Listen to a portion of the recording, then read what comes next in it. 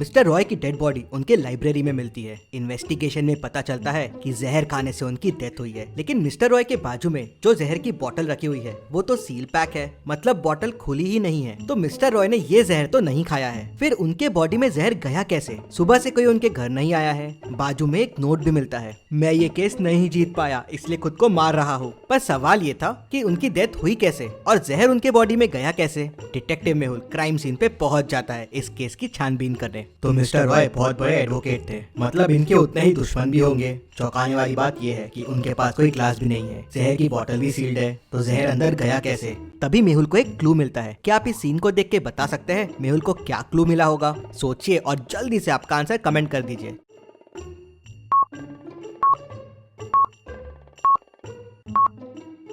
Mister Mehra book पढ़ रहे थे, तो शायद इसी बुक में जहर हो जिससे जहर उनकी बॉडी में गया हो। लेकिन अगर बुक से जहर बॉडी में गया तो जहर की बोतल यहाँ क्या कर रही है और ये नोट क्यों पड़ा हुआ है? मेहुल उनके घर में रहने वाले 2 लोगों से पूछताछ करता है तो कुक कहता है, सर आज मिस्टर रॉय बहुत टेंशन में थे, सुबह से कुछ खाया पिया ही नहीं था। मेट कहता है, सर मिस्टर रॉय दिन भर बुक्स ही पढ़ते रहते थे, मुझे लाइब्रेरी का नाम याद नहीं आ रहा है, लेकिन कोई तो शहर पे था। क्या आप इन दोनों पिक्चर्स को देख के बता सकते हैं ये कौन सी सिटी का नाम है और उसी से लाइब्रेरी का नाम निकलेगा?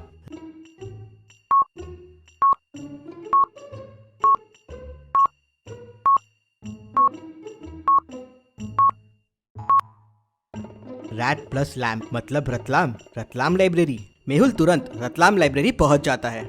मेहुल लाइब्रेरियन से उस बुक के बारे में पूछता है तो लाइब्रेरियन बताता है कि बुक पहले मिस्टर वर्मा लेके गए थे, उन्होंने सुबह लाके वापस रख दिया और फिर शाम को मिस्टर रॉय लेके गए। मिस्टर वर्मा ये कौन है? तो लाइब्रेरियन बताता है कि सर वो भी बहुत बड़े एडवोकेट है, मिस्टर रॉय और मिस्टर वर्मा के बीच में केस भी चल रहा है, काफी सीरियस केस चल रहा है वो। मेहुल तुरंत मिस्टर वर्मा के घर पहुंच जाता है। क्यों मारा तुमने मिस्टर रॉय को? मारा? क्या मिस्टर रॉय की डेथ हो गई? कब? कैसे?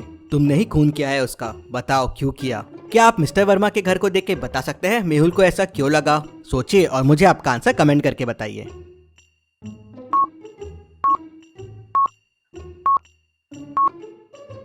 पूरे वॉल पे मिस्टर रॉय के फोटोज हैं और उस पे तुमने इतने सारे डार्ट्स मारे हुए हैं, मतलब वो तुम्हारा दुश्मन होगा। हाँ सर, वो मेरा दुश्मन था। मैं इतना बड़ा वकील हूँ लेकिन आज तक मैं उससे केस नहीं जीता। मैं उससे 10 केस हार चुका था। वो बेईमानी करके लोगों को पैसे खिला के केस जीत जाता था। कई मासूमों को उसके वजह से सजा हुई है सर, लेकिन ये केस मैं उसे जीतने वाला था। पहली बार मैं उसे हराने वाला था। मैं क्यों मारूंगा उसे? हाँ, शायद तुमने उसे नहीं मारा। मेहुल तुरंत समझ जाता है कि मिस्टर रॉय के पास जहर की बोतल क्यों रखी हुई थी। क्या आप वीडियो को पॉज करके सोच सकते हैं?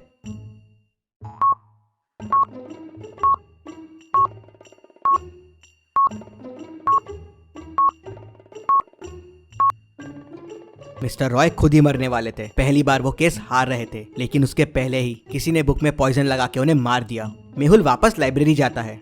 फिर मेहुल लाइब्रेरियन से पूछता है, क्या कोई इस बुक को सुबह से शाम के बीच में लेके गया था? लाइब्रेरियन सोचता है और कहता है, नहीं सर, मैं तो यहीं था, कोई लेके नहीं गया था और वो बुक लास्ट रैक पे रखी है जहाँ कोई नहीं जाता है। हाँ, लाइब्रेरी में किसी ने पढ़ा होगा तो बताना मुश्किल है। मेहुल उस रैक के फिंगरप्रिंट्स चेक करता है तो उसे बस 3 फिंगरप्रिंट्स मिलते हैं। क्या आप इन फिंगरप्रिंट्स को देख के बता सकते हैं ये फिंगरप्रिंट्स किसके हैं?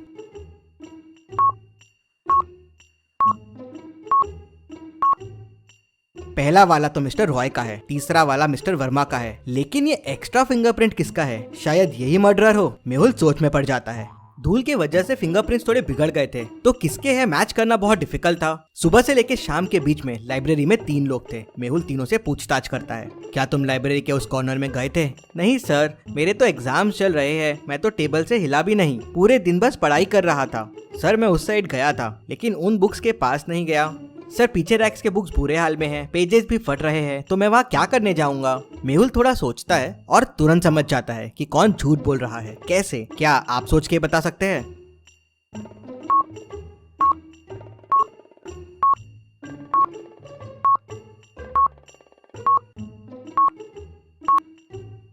जब तीसरा आदमी वहाँ गया ही नहीं तो उसे कैसे पता है कि बुक्स वहाँ फटे हुए हैं? मेहुल उसे पकड़ लेता है तो वो बताता है कि वो बहुत घबरा गया था, उसने कुछ नहीं किया है। वो मिस्टर रॉय का बहुत बड़ा फैन है और उनके बुक्स और उनके केस पढ़ता रहता है, उसे भी एडवोकेट बनना है। ये सब सुनने के बाद मेहुल का एक पर्सन पे शक बहुत बढ़ जाता है। मेहुल तुरंत मिस्टर रॉय के लास्ट 5 केसेस देखता है जो उन्होंने जीते थे और उनकी लिस्ट निकालता है जो हारे थे। एक नाम पे मेहुल की नजर अटक जाती है। क्या आप देख के बता सकते हैं वो नाम कौन सा हो सकता है?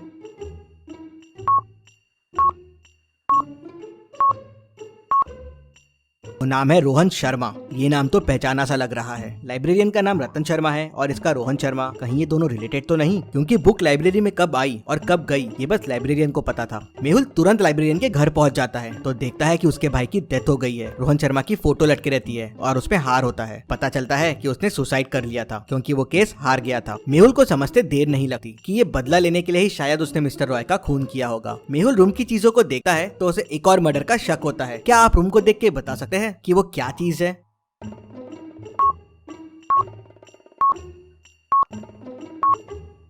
टेबल पे जहर की बोतल रखी हुई है, मतलब शायद लाइब्रेरियन ने वापस ये बोतल यूज की है। मेहुल तुरंत लाइब्रेरी की तरफ दौड़ता है और लाइब्रेरियन को पकड़ लेता है। लाइब्रेरियन मेहुल को नहीं बताता कि उसने किसको मारने की प्लानिंग की है। मेहुल लाइब्रेरी की लिस्ट निकालता है और लास्ट 5 लोग जिन्होंने बुक्स लेके गए उनके नाम देखता है। एक नाम देख मेहुल समझ जाता है कि लाइब्रेरियन का अगला निशाना कौन होगा। क्या आप इन नामों को देख के बता सकते हैं वो नाम क्या होगा? सोचिए और मुझे आपका आंसर कमेंट करके बताएं।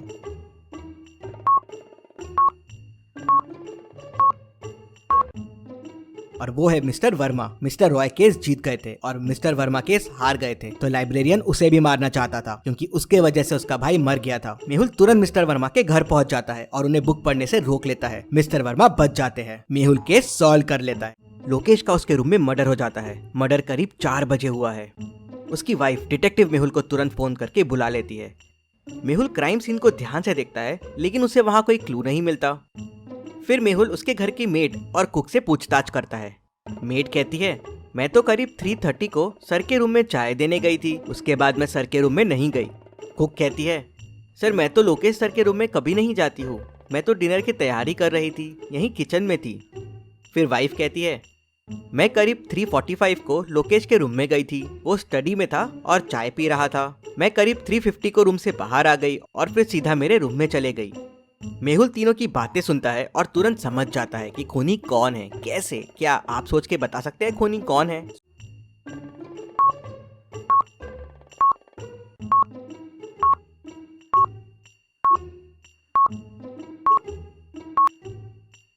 चलिए इसका आंसर देखते हैं। वाइफ जब रूम से बाहर आई थी तो करीब 3:50 हुए थे और चाय का कप रूम में ही था। लेकिन जब मर्डर हुआ तो चाय का कप रूम में नहीं था।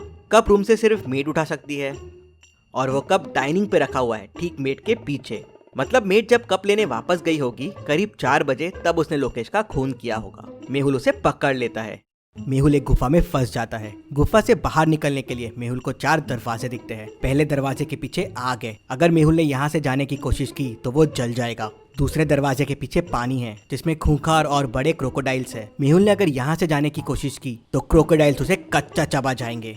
तीसरे दरवाजे के पीछे जहरीले स्नेक्स है जिनके जहर से कोई नहीं बच सकता। चौथे दरवाजे के पीछे एक ब्रिज है लेकिन वो टूट रहा है। वो अब 1 ग्राम से ज्यादा भी वेट नहीं सह पाएगा। तो अब आप सोचिए और मुझे बताइए मेहुल को कौन सा दरवाजा चुनना चाहिए। सोचिए और मुझे आपका आंसर कमेंट करके बताइए।